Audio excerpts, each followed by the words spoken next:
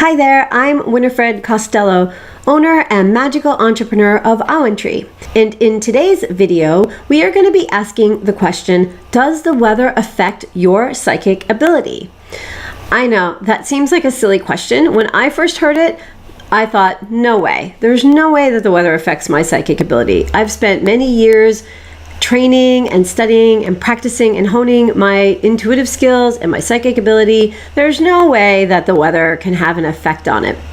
But then I took some time to reflect and really dig into that question. And I looked back on my own experiences, and what I discovered actually really surprised me. I'm gonna say to you today that yeah, the weather just might affect your psychic ability. And so that's what we're going to be talking about in this video today. So the first point we want to look at when we ask this question is to remember that the weather and our relationship to weather is personal.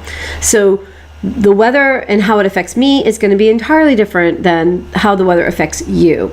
That also means it's going to be unique how the weather may or may not affect your psychic abilities. So for example, what do I mean about that? So for one reader, they may find that a rainy day is very empowering and inspires them and supports them because water is flowing. It has a very psychic conduit energetic property to it. So for one reader, they may find that a rainy day is great. And then for another reader, they may find that a day with really crisp, clear air is what supports them best. Or maybe a day with a slight breeze, a windy day. So it's unique, and you want to spend some time observing and figuring out how the weather affects you and what you think of that. So when we take time to understand this, we're not looking at this kind of question to become overly worried or hung up. So what do I mean by that? So you're not going to want to be looking at the 10-day forecast and start getting too hung up on the idea of like, oh, it's going to be raining on those days, I can't see any clients. That wouldn't be silly. That would be disempowering in my opinion. When we ask these kinds of questions, we're using them as opportunities to enhance and grow our skills and our gift and our craft as psychic readers. So questions like these help us unpack ourselves a little bit more and get a little more insight and wisdom that helps guide and grow us and grow our skills. So we're not going to get hung up here and silly about the idea of what the weather may be doing. This is more to inform your practice. So based on my own observations, one of the things I discovered that when the weather is sunny and clear and crisp, and maybe there's a slight breeze, but there's not too many clouds in the sky, and there's definitely like a high energy weather day, I find that I read a little more effortlessly. I also find that I can read for many more clients without getting tired. I need to take less breaks, and it seems that everything just flows really quickly. Like clients show up on time, the energy is very high, it's easy for me to feel sustained through the day. I can read for many more clients when it's very sunny and crisp and clear out.